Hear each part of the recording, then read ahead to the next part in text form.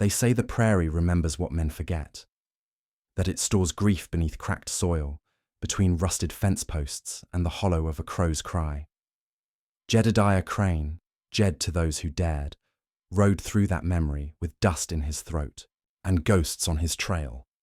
The sun leaned westward, bleeding out across the wide, empty land like a wound that would not close. And he, just another shadow stretched thin against the earth, bore the weight of something too heavy for saddlebags or holsters. He hadn't killed in months, not since that last job in Abilene where the man cried before the bullet struck. Not for his life, but for the child he'd never meet. Jed carried that cry inside him like a second heartbeat. And yet, when the offer came in Gallows Hollow, a quiet job, clean, no witnesses, he took it. Maybe out of hunger or shame or that deeper, quieter desperation that rides behind a man like his own death, always gaining. Gallows Hollow wasn't a place folks went unless something had run dry inside them. The town sat where the grass turned mean and the wind whispered names you hadn't spoken in years. Its people watched strangers like they might combust. Women didn't smile. Men didn't nod. They drank in silence, broke horses in silence, buried their dead in silence. It was the kind of silence Jed had grown used to. He found the man in the back room of the saloon, behind velvet curtains faded to rust. A small fire burned low, and the man's boots were clean in a way that made Jed distrust him instantly. "She's at the edge of the forest," the man said, without lifting his eyes from the ledger on the table. "Lives alone, doesn't come to town, doesn't send for supplies. Most think she's half crazy." Jed said nothing. "She's a threat to certain interests," the man continued, voice clipped, urbane. "My employer prefers finality, not confrontation." Still, Jed said nothing. "She won't be missed. You'll find payment at the general store. Half now, half once the job's done. No names, no signatures." He turned to leave, but the man added, "And one more thing. She wears a necklace. You'll know it when you see it." Jed paused. "Why mention the necklace?" The man finally looked up, eyes flat as a dried creek bed. "Because she used to matter to someone. Not anymore." The door clicked shut behind him, but Jed stood, outside a long time before mounting his horse. He didn't ask questions, not anymore. They were luxuries for men who hadn't seen what he'd seen, or done what he'd done. But something about the way the man had said "used to" burrowed under his skin like a splinter. It was 3 days' ride to the edge of that forest, and every mile carried the scent of something ending. The land turned brittle, sagebrush rattling. Like bones, the wind growing colder, less sure of itself. Jed rode at a steady pace, not slow, but not eager. He'd convinced himself it was caution, but deep down he knew. He wasn't rushing to meet her. The forest, when it came, was barely one at all. A tangle of trees too stubborn to die, limbs knotted like old hands and leaves that whispered, even when there was no wind. He left his horse tied beneath a bent pine and walked the final stretch. The cabin sat low against the earth, roof patched with tin and moss, smoke curling from the chimney like a sigh. He crouched behind a thicket, heart slowing, breath sinking, with the rhythm of a place untouched by urgency. She stepped out into the clearing then, a basket slung over her arm, sleeves rolled to the elbow. Her dress was faded blue, her boots mud-stained, hair tied back loose. There was no fear in her movements, only purpose.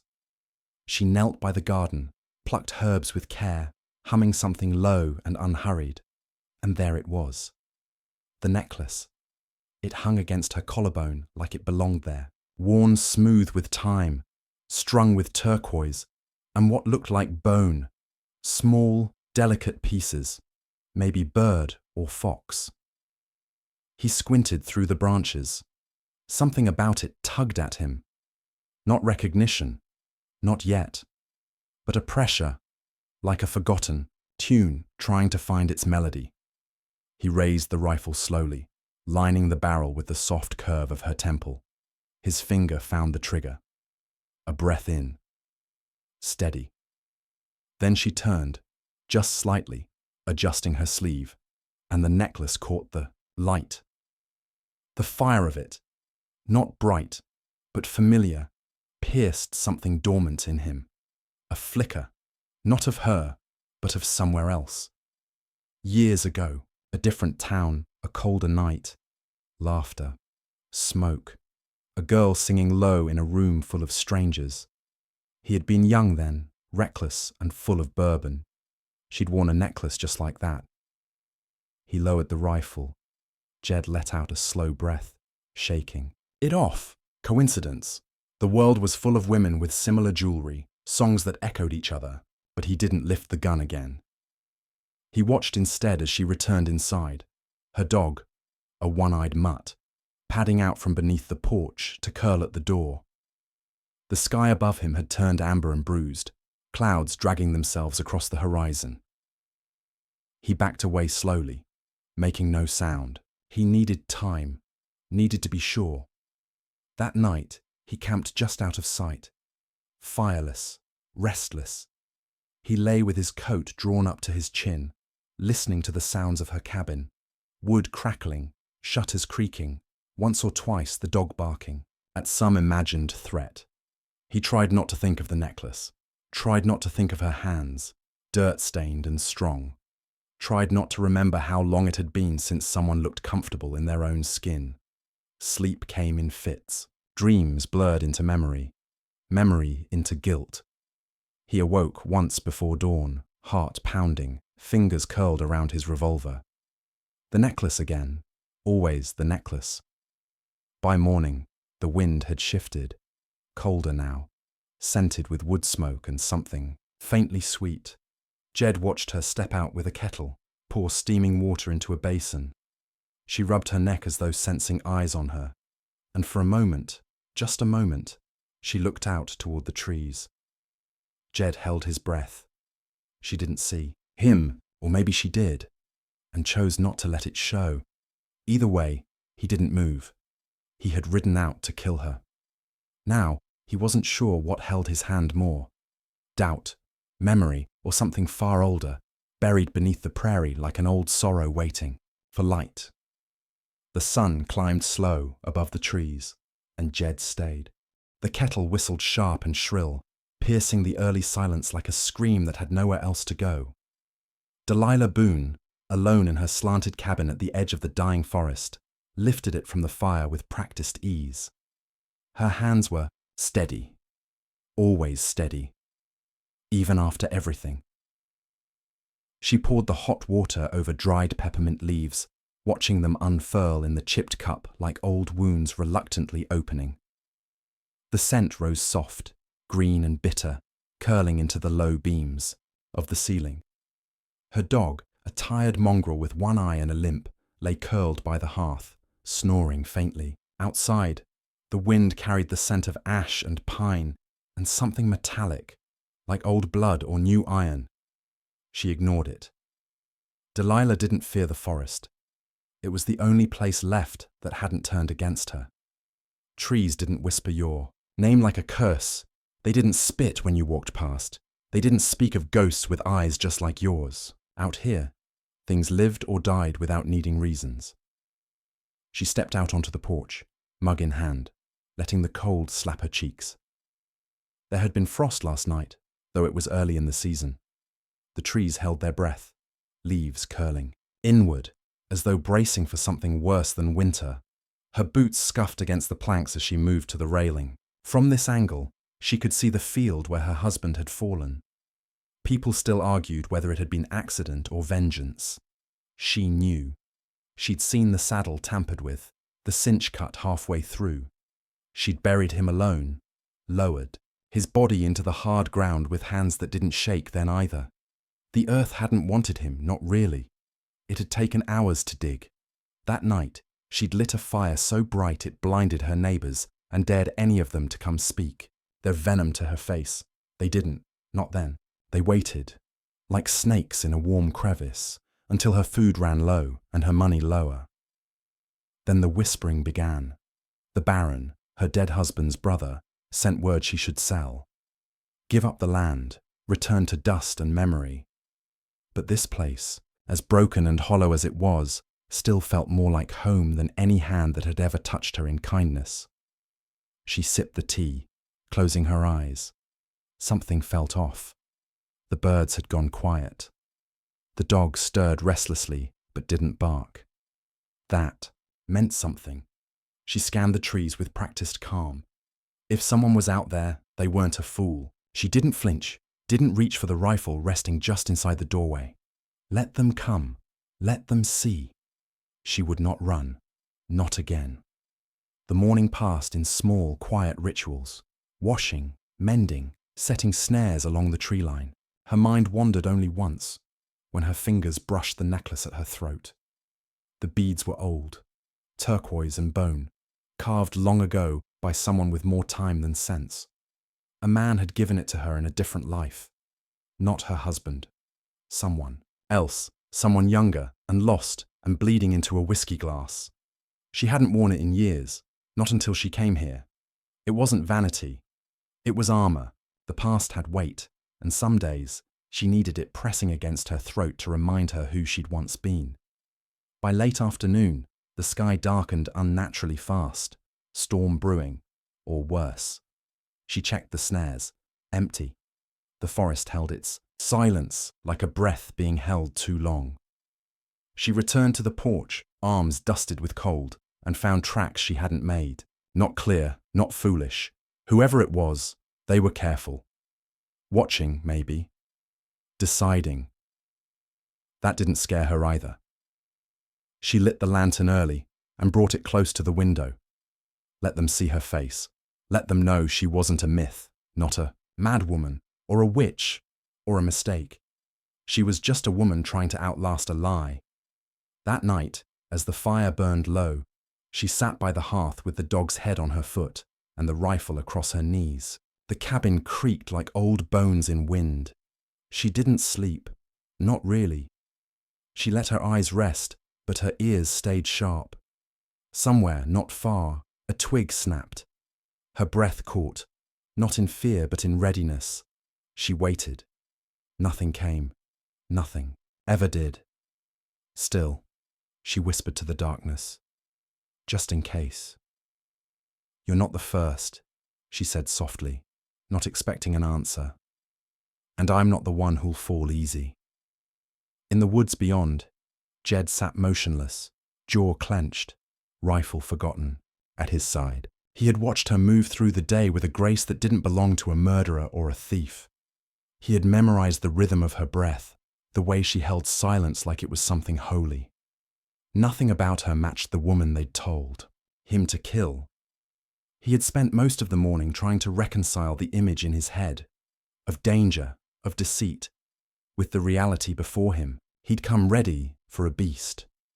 What he found was a woman who sharpened knives, but not her voice, who moved like someone bracing for the next betrayal. And the necklace, it was not just familiar, it was the one. He was sure now. Years ago, in a backroom saloon near El Paso, she'd worn it while singing a sad little tune about rivers that ran backward. He remembered the way her laughter had rung out after a drunk threw a bottle and missed. She had leaned down then, touched his shoulder with a hand like sunlight, and told him to let go of the things eating him up inside.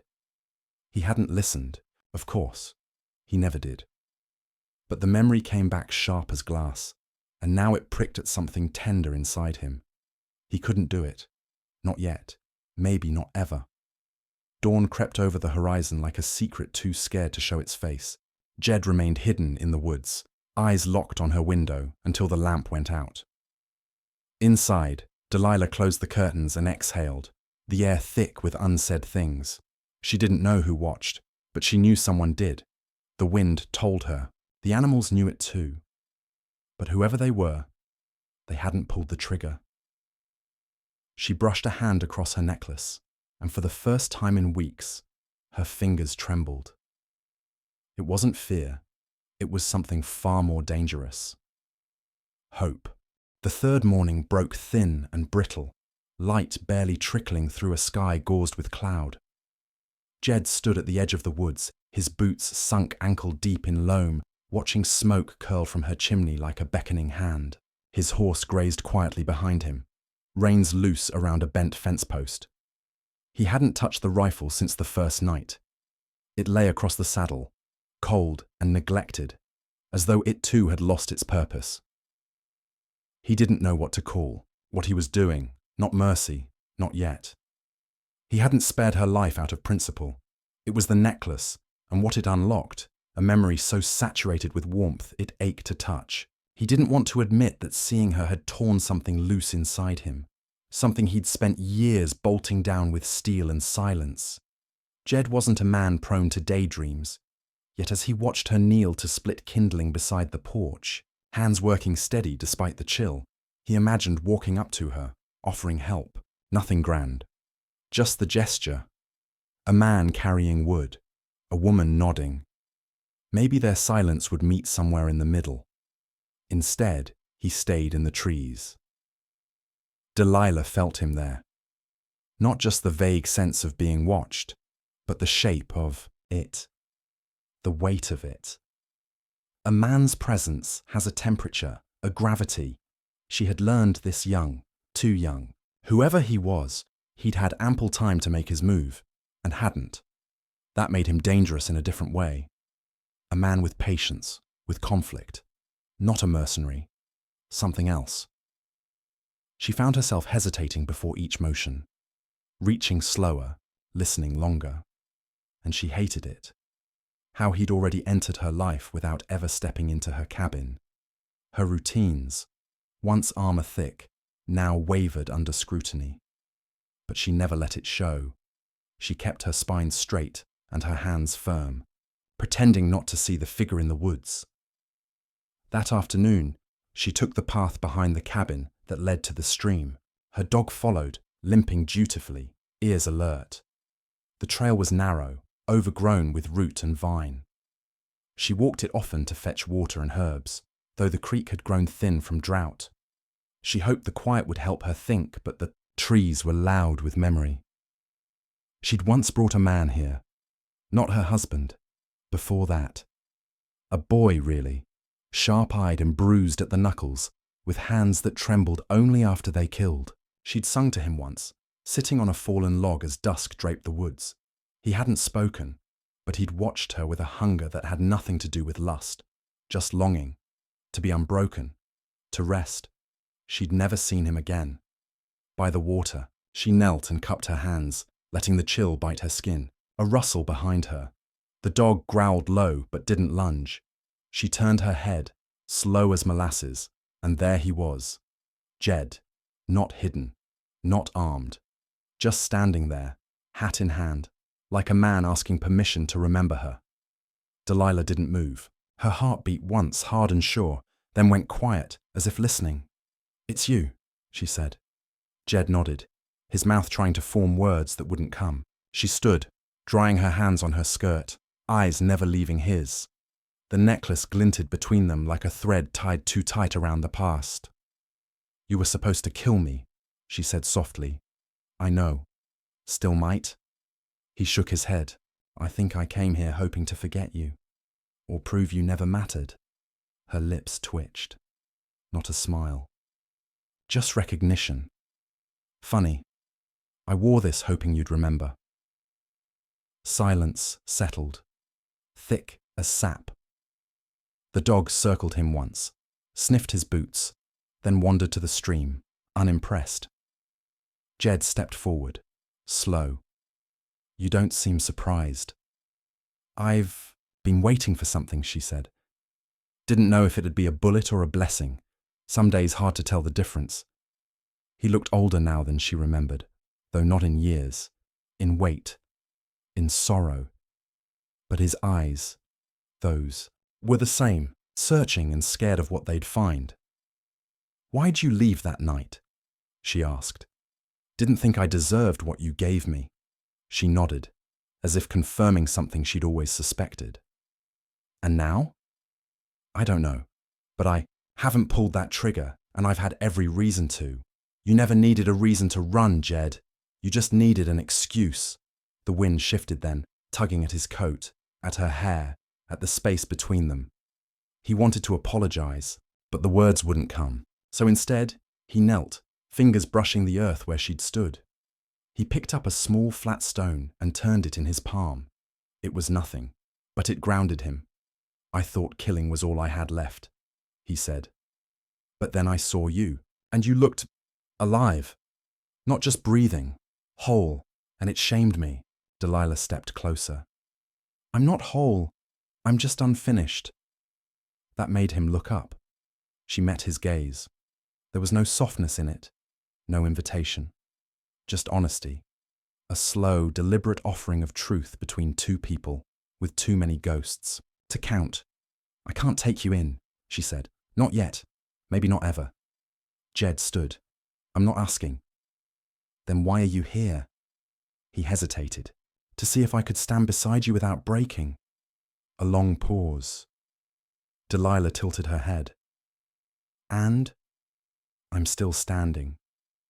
She touched her necklace, and for the first time in days, the tremor in her hand felt like something new.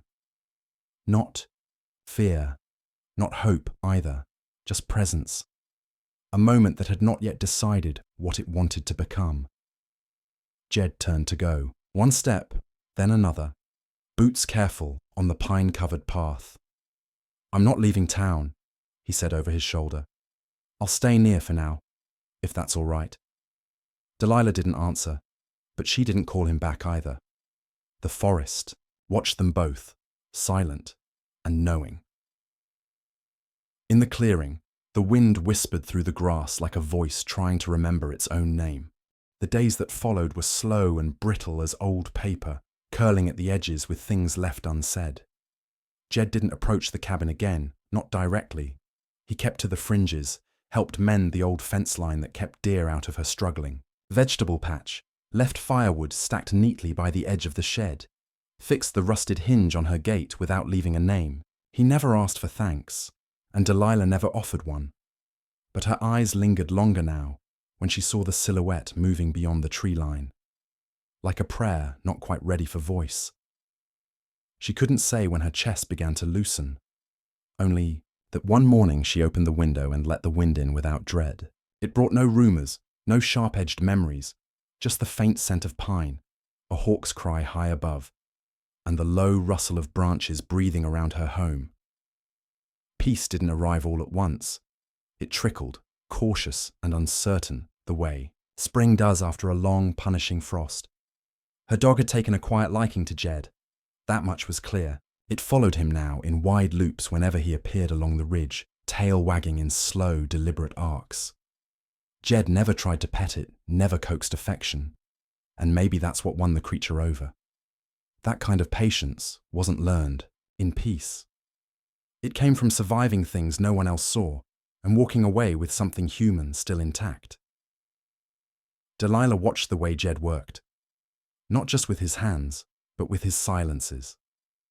She noticed how he never turned his back to the forest, how his fingers flexed slightly when startled, as if reaching for a pistol long since laid to rest. He was healing, but not whole. And maybe that was the language they shared now, fractures carried with grace. One dusk, as the sky painted itself in bruised orange and violet, she found him sitting on the stump that used to anchor her clothesline. He wasn't waiting to be invited. He just sat, hat in his lap, looking out over the horizon like it held something only he could read. "I don't mind company," she said, her voice softer than she meant it to be. Jed nodded, didn't speak. She walked past him, dropped a small tin beside him, biscuits, still warm. He didn't smile, but his eyes did something quieter, more grateful. They didn't speak much that evening. They sat with the kind of silence that only grows between people who've seen the worst in themselves and still stay. The stars emerged, slowly, one by one, as if shy in front of their witness. It became their rhythm. He came when the sun tilted low. She'd leave tea in a cup with no explanation. He'd fix things that didn't ask to be mended. One evening, he took her broken wind chimes and strung them anew with twine and small bones. When they caught the breeze again, The sound was different, deeper, more mournful. She didn't ask where he learned that. One night, she handed him a small book, weather-stained and half-torn. Wrote it after he died, she said. It's not good, but it's mine. He read it by lamplight, thumb brushing the page edges with reverence. He didn't ask who he was. She didn't offer.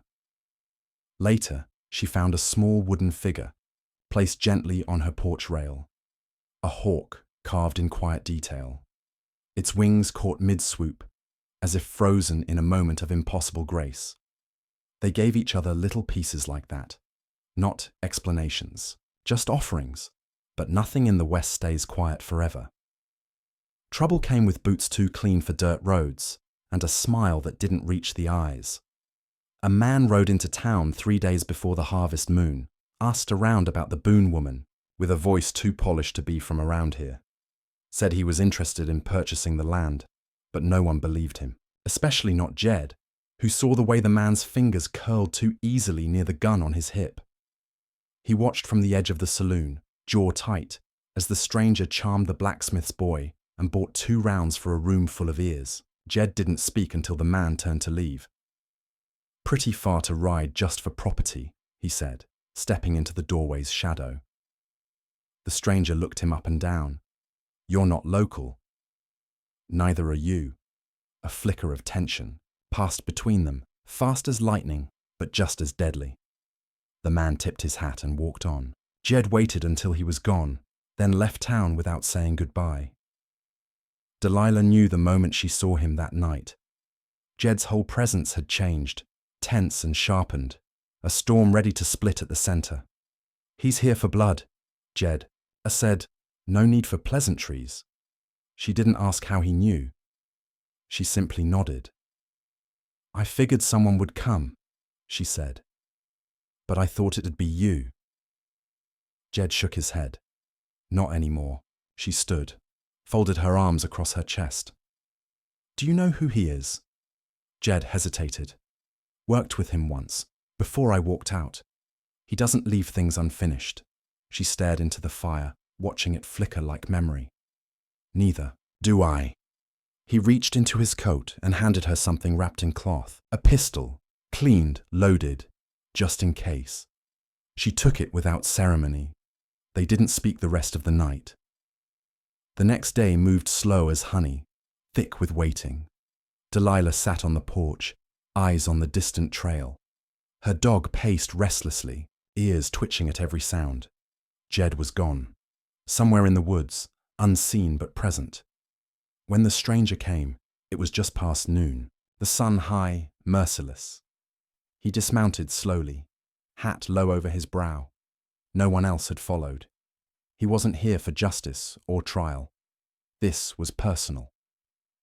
Delilah stood, rifle balanced casually against her shoulder. The pistol sat heavy at her waist. She didn't greet him. I heard you had a piece of land worth dying for, he said. I heard you were better at whispers than standoffs. He smiled. That's supposed to scare me.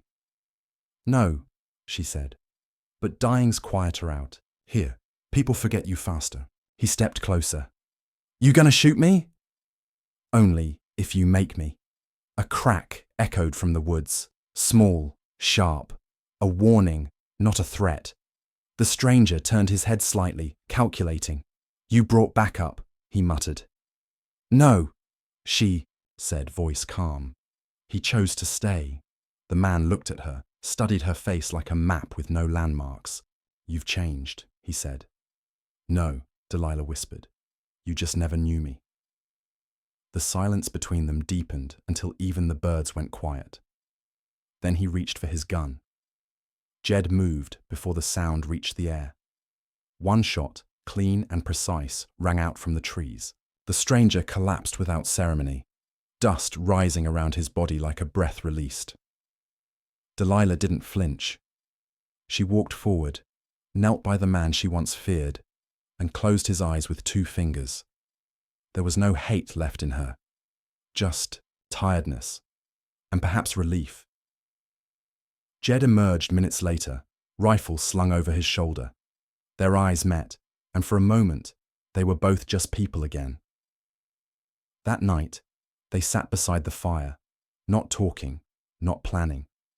The weight had shifted, something had passed, and neither of them felt alone anymore.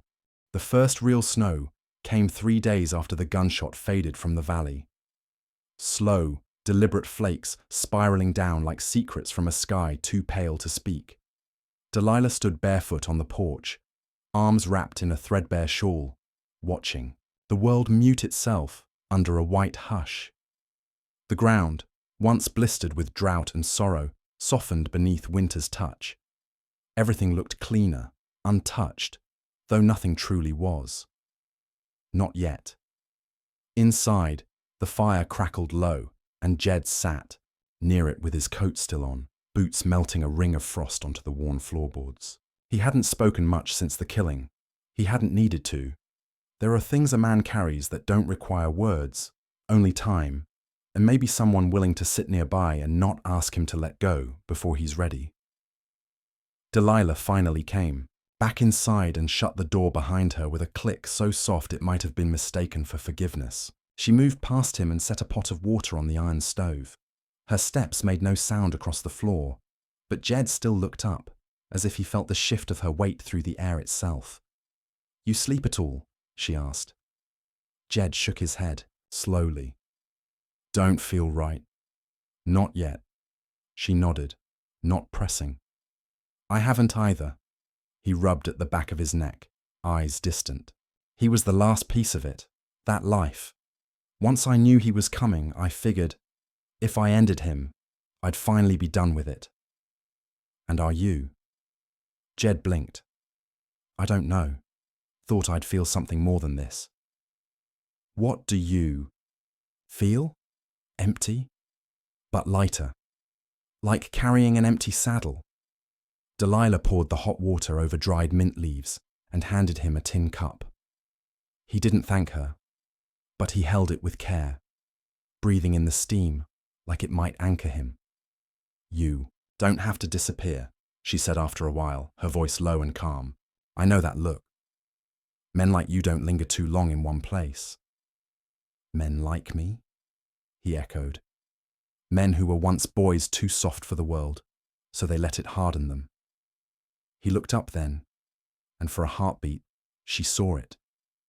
The boy he used to be, the one who'd watched her sing by the stream without knowing why his chest ached. "I stayed longer than I meant to," he said. "Didn't plan on you making a life out here." She tilted her head. "Didn't plan on surviving, but here I am." There was something between them now. Not romance, not yet. Not something so easily named. It was trust, maybe, or kinship forged in scars and silences. "You ever think about leaving?" Jed asked. Delilah shook her head. "I've run enough. This place ain't perfect, but it don't ask more of me than I'm willing to give. People talk, sure. They whisper, but they leave me be." Jed stared into his cup. "I'd forgotten what quiet felt like." "You don't have to forget," she said. "Just learn to live with it." A gust of wind struck the side of the cabin then, rattling the window panes. The dog barked once, then settled back beside the hearth, tail thumping lazily. They both smiled at the sound. "Still thinking of going?" she asked. Jed looked out the frosted window. The snow had thickened now, cloaking the forest in stillness. The trail that once brought danger to her doorstep now vanished beneath white. "I was," he said. "But this place, it doesn't feel like a mistake." Delilah sat across from him. Her hands, strong and weather-worn, rested on the table. "It isn't." He watched her for a long moment. Then, "You think they'll come looking for him? The one I shot?" She shook her head. "Men like that don't leave behind people who grieve, and the world's got a short memory when it comes to the wicked." He let out a slow breath. "You ever wonder if people like us get to be anything more than what we've done?" Delilah's gaze didn't waver. "I wonder every day, and I choose to believe yes. But only if we stop running from who we were and start building who we could be." Jed looked away, swallowing hard. I'm no good with rebuilding, he said. You're already doing it, she replied, just slower than most. Outside, the wind howled low through the pines like an old man humming to himself. Snow stacked against the window ledges, soft and soundless. Then came the knock. It wasn't loud, but it was sharp. One single rap. Not wind, not accident. Delilah's back straightened. Jed stood immediately, instinct rising like old blood. He moved to the door, rifle already in hand, eyes narrow. Delilah moved to the side, one hand resting on the pistol she kept in the folds of her coat. Jed opened the door just enough to peer out. A young boy stood there, maybe 12, soaked through, boots wrapped in rags. His eyes were wide, but not panicked. He held something wrapped in oiled canvas against his chest. I was told to find the woman with the necklace, he said. Jed stepped aside slowly. You found her? Delilah stepped forward, her voice gentle. Who sent you? The boy hesitated, then unwrapped the canvas. Inside was a journal, water-stained but legible, and beneath it, a folded letter with her name scratched in ink.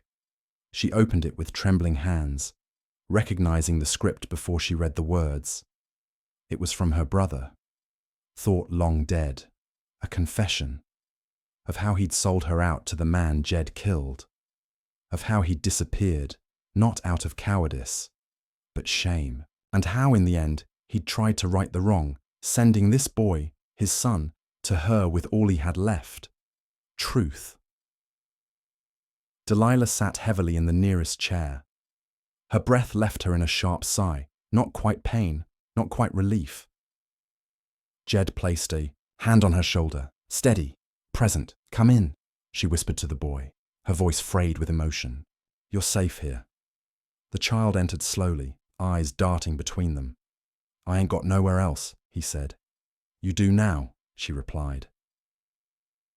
Later, after the fire was stoked high and the boy was fed and asleep in the corner, Jed and Delilah stood outside again, the snow still falling, but slower now, softer.